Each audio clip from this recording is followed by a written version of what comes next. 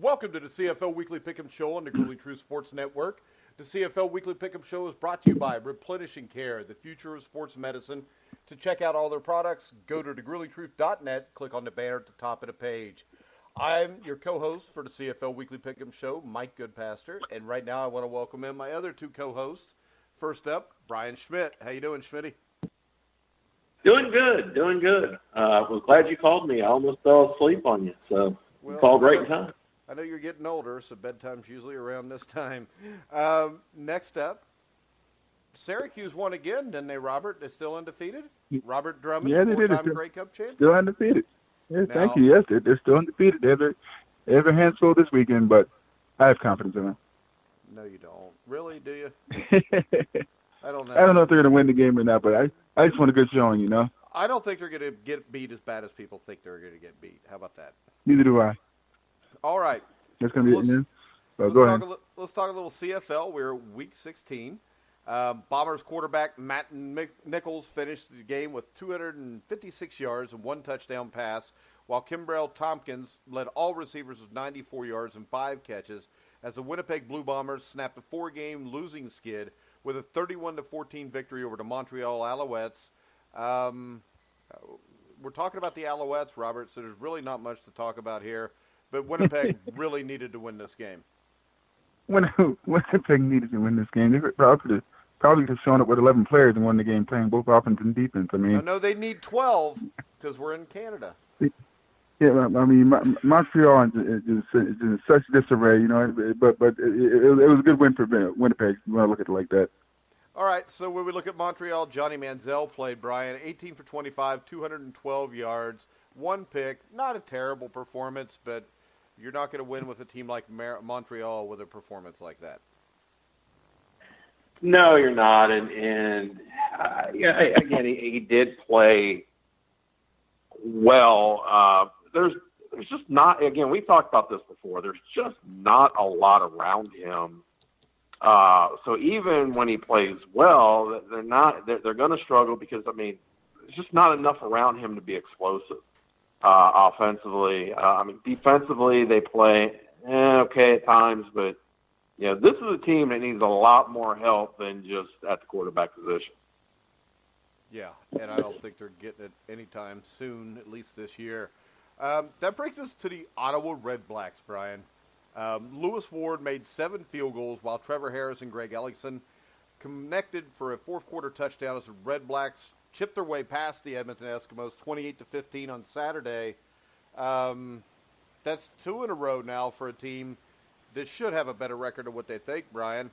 Have they turned the corner yet, or is it still too early to tell? I think it's too early to tell.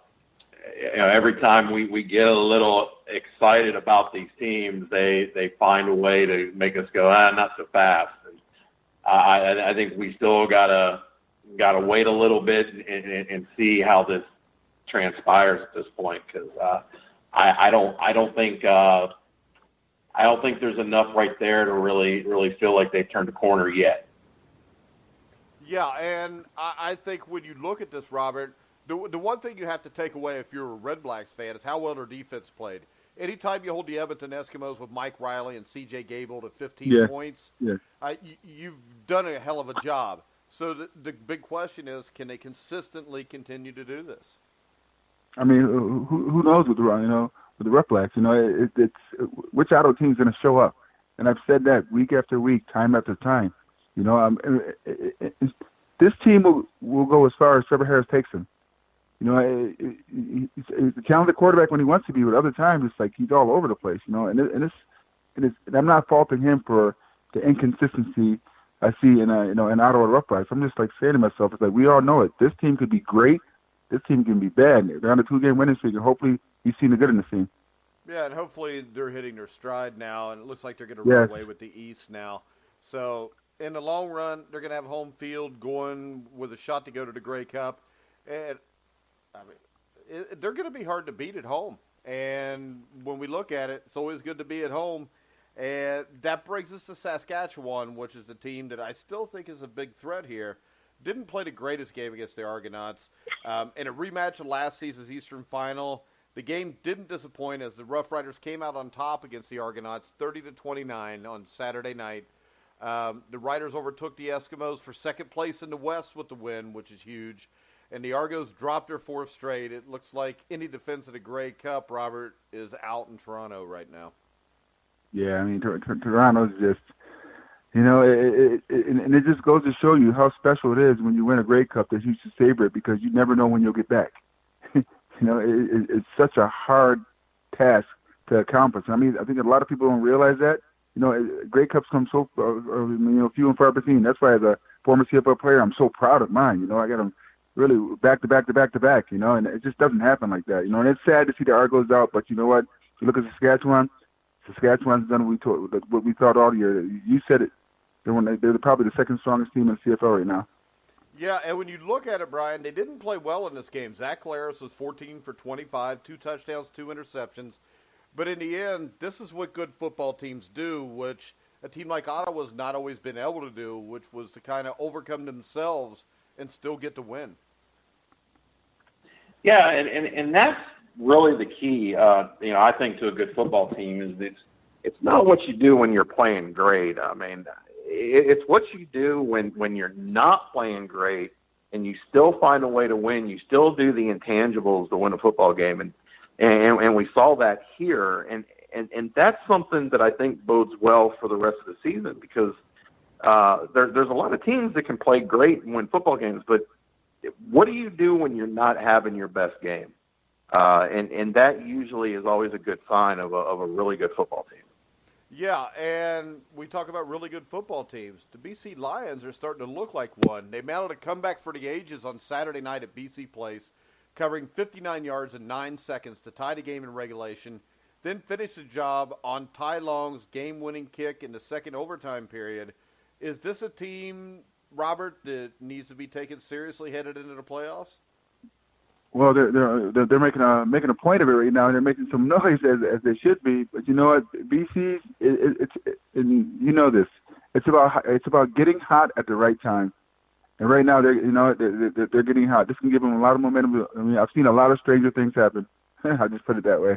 Yeah, and I'll tell you, Brian, I know we always bring up Jonathan Jennings and how he can be shaky at times, a little bit of the gunslinger mentality. 32 for 47, 347 yards, 3 touchdowns. And most importantly, no interceptions. There's the key stat right there, no interceptions. Played within himself, didn't make mistakes, put them in a position to win a football game. That's, in my opinion, that's the one thing that we've talked about with Jonathan Jennings, that if he would just do those things, how much better not only would he be as a player, but how much better BC would be in terms of win-losses. And we see that. He really did play within himself, and that puts him in a great position. And if he can continue to do that, BC can be a surprise team. Yeah, I mean, anytime you get your quarterback playing like that, you got a chance. Let's go ahead and let's look at Week 16, which I think starts off with a game that will probably be a rout. That's tomorrow night at 9 o'clock Eastern Time. The Toronto Argonauts will challenge the Calgary Stampeders. Anybody here want to go with Toronto? No. Come on, Robert. You played for Toronto. You got to do the homer pick here, right? I'm a realist. I don't base anything on trying to guess. I mean, I know the probability of Toronto winning, is slim to none. So I'm a realist. Calgary, they're a stronger team, stronger organization. They have the momentum. They're the best team, in the West. So Calgary. Yeah, I agree. Brian, you agree? Yeah, I agree. Calgary. All right, next up we have a huge game. It's a rematch of probably the best game of last weekend. The BC Lions will go to Hamilton. And one of the reasons I think this game is big, Brian, is the fact that Jonathan Jennings is coming off a great game. If he can do that again, then I think we have to take the Lions as serious. I agree, and especially being back-to-back games. Usually it's you play well in the first one. Usually it's the second one. It's always more of a struggle. But if he can come out, not turn the football over, play within himself, I think it gives them a great chance. With that, though, it's hard for me to take BC right now because I've seen too many times with them that again, we kind of chase that, well, maybe they're going to play well, and, they're starting to play well, and then all of a sudden they go. And in Hamilton, winning that back-to-back game is always tough, so I'll take Hamilton. All right. I'm taking Hamilton also. I think the teams are fairly evenly matched. I just trust Jeremiah Masoli here in this game, especially coming off the loss, Robert. I agree. I mean, I think Hamilton is a very, very good team. I think Jonathan Jennings is very, very inconsistent. I just think Hamilton has more to win from this game than BC, and I'm going to take Hamilton also. All right, next up we get the Winnipeg Blue Bombers at the Edmonton Eskimos. Winnipeg stopped their losing skid, won a big game for them. Edmonton's coming off a loss. Both these teams Edmonton's coming off a loss. Winnipeg's won, one out of their last 4 or 5. This game is huge for both teams, playoff implications, especially for Winnipeg. Robert, who you got? Edmonton and Riley.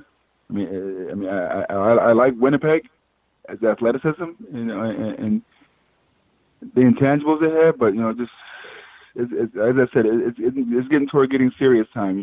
Teams have to put up or shut up. So right now they got to show they need momentum going into the playoffs, and I just like Edmonton's chances in this game.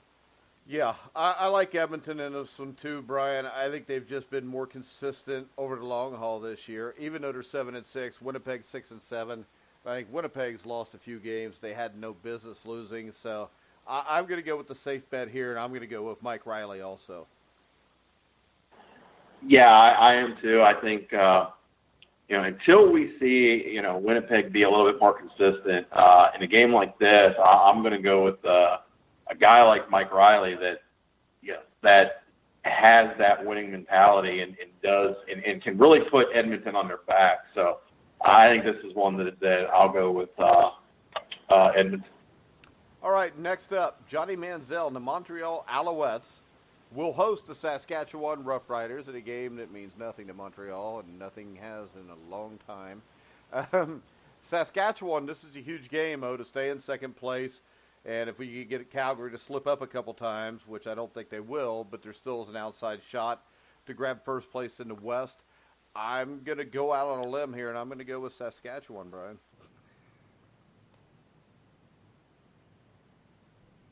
Brian?